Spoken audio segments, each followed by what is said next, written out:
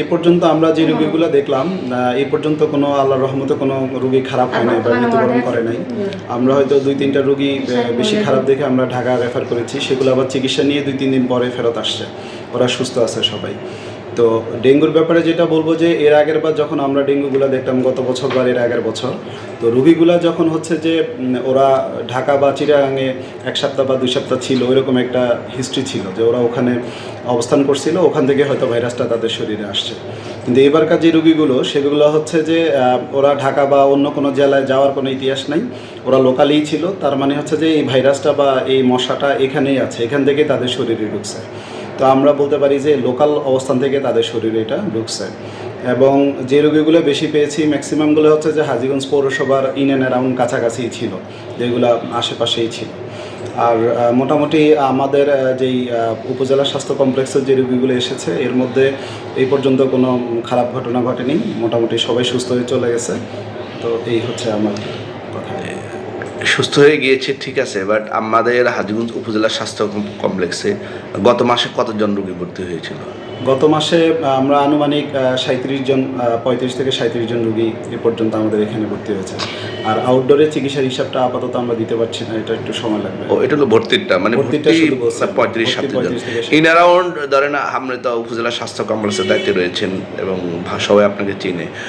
In around আমাদের হাজীগঞ্জে গড়ে প্রতি মাসে কতজন রোগী ডেঙ্গু হতে পারে? প্রতি মাসে আসলে এটা তো একটা স্পেসিফিক টাইমে ডেঙ্গুটা হয়, বিশেষ করে বর্ষাকালে হয়, বিশেষ যেমন মে, জুন, জুলাই এই টাইমটা, অগাস্ট পর্যন্ত, সেপ্টেম্বরের দিকে কমে যায়। তো এই টাইমে আমরা আউটডোরে বলতে গেলে প্রতিদিন 5 থেকে 6 জন করে আসে আউটডোরে, 5 থেকে 6 জন, কখনো 7-8 জন চলে আসে। এর মধ্যে যে খারাপ কেসগুলো হয়তো 2 থেকে 3টা আমরা ভর্তি দিই, কখনো 2 দিন, একদিনে 2টা, কখনো 1টা, আবার কোনো দিন মিসও যায় এরকম। ডেঙ্গু থেকে প্রতিকার কীভাবে পাওয়া যাবে? প্রতিকার তো আসলে অনেকগুলো ব্যাপার। এখানে প্রতিকার যদি বলতে চাই, সবার আগে যেটা আমরা বলি যে prevention is better then cure, তাহলে প্রতিরোধটাই হচ্ছে সবার আগে করতে হবে। তো প্রতিরোধ করতে গেলে যেটা করতে হবে, ডেঙ্গু যেখানে জন্মায়, বিশেষ করে যেমন ডাবের খোসা বা হচ্ছে ফুলের টব বা হচ্ছে যে আমরা বলি ডিসকার্ডেড টিন বা পট যেগুলো আছে, যেখানে পানিটা থাকে, জমানো পানি, এই জমানো পানি থেকে এগুলো হয়। তো এইগুলা যেই বাসার আশেপাশে আছে, যেখানে আছে, সেগুলো পরিষ্কার করতে হবে।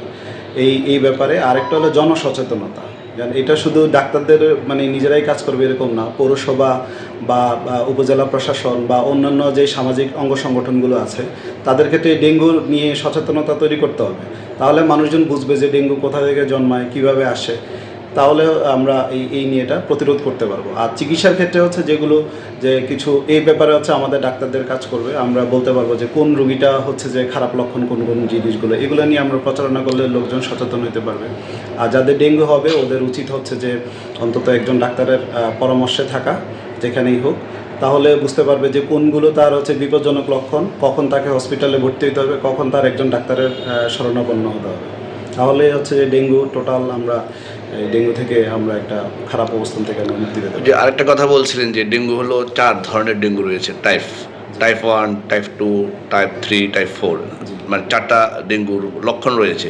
তো এর মধ্যে কোনটা সবচেয়ে খারাপ? এখানে আসলে একবার এক একটা খারাপ দেখা দিয়েছে। এখন আমরা যেটা দেখছি 2 এবং 3 যে ভেরিয়েন্টগুলো, 2 নাম্বার এবং 3 নাম্বার, এগুলো সিভিয়ারিটিগুলো বেশি।